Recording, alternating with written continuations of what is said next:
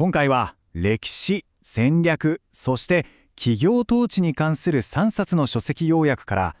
優れたリーダーの決断力を高めるための実践的なフレームワークを解説します。この解説を通してあなたの意思決定をより革新に満ちたものへと導きます。ここではこれら3つの異なること分野の書籍から重要な洞察を抽出し、リーダーが直面する意思決定に応用できる3つの要素からなるモデルを探求します。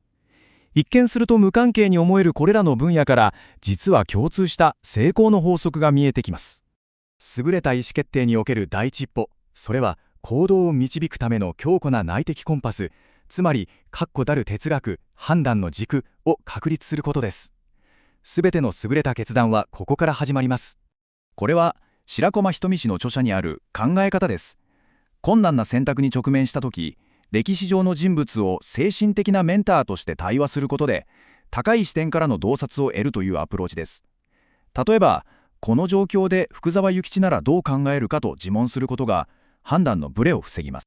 この判断軸の核となるのが目的です。本書では、欧米のバカンスのために働くという個人主義的な動機と、日本の伝統的な公のため、つまり公共の利益のために働くという価値観が対比されています。自らの行動が何に貢献するのかを明確に持つことが軸の形成には不可欠です。したがって先人たちの生き方や歴史の教訓からいかなる状況でも揺るがない判断軸を築き上げることが優れたリーダーシップの基礎となります。しかしこの強固な軸だけでは厳しい現実を乗り越えることはできません。強固な哲学、つまり内なる理想を持つことは重要です。しかしそれだけでは不十分です。リーダーは戦略とパワーバランスが支配する外部世界の厳しい現実を直視しなければなりません。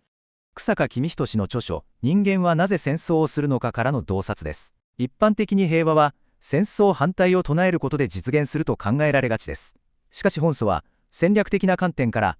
断固として戦うという姿勢こそが結果的に紛争を抑止すると指摘しています。書者は単なる善意や理想論、つまりお人よしでいるだけではかえって他者からの攻撃を誘発しかねないと警告します。外部の脅威に対して現実主義的なアプローチを取ることの重要性がここに示されています。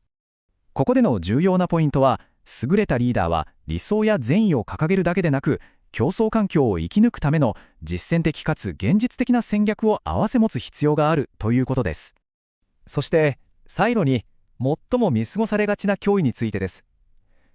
正しい哲学と戦略があったとしても、組織は内部の文化的な問題によっていとも簡単に崩壊する可能性があります。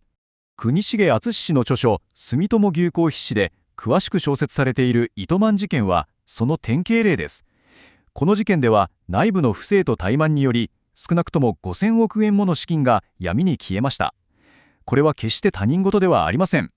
その手口は資産を不当に高い価格で買い取らせたり、不透明な融資を実行させたりすることで利益を水増しし資金を流出させるというものでした。これは組織内のチェック機能、つまり内部統制が完全に機能不全に陥っていたからこそ可能になったスキームです。本書が指摘する根本原因は組織に蔓延していた恐怖の文化です。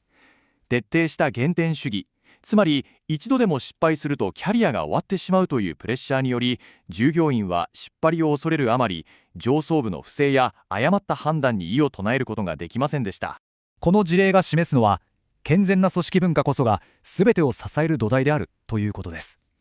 これがなければどれほど優れた戦略や理念もまさに絵に描いた餅となってしまいます。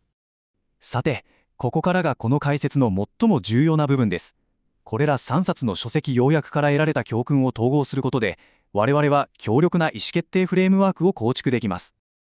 優れた意思決定は3つの柱の上に成り立っています。第1に歴史から学ぶ哲学的な軸、第2に現実を見据えた外部戦略、そして第3に健全な内部の組織文化です。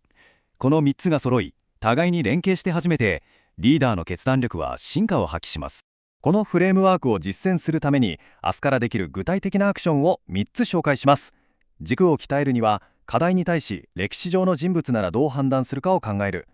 外部戦略のためには競合の動きを利害関係から冷静に分析する。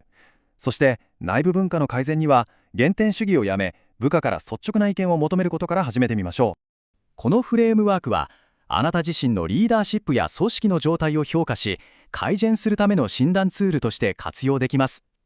軸、外部戦略、内部文化のどこに課題があるかを見極めることが次の一歩につながります。このように書籍の要約を通じて短時間で実践的な知識を身につけたい方は、ぜひチャンネル登録をして次の解説をお待ちください。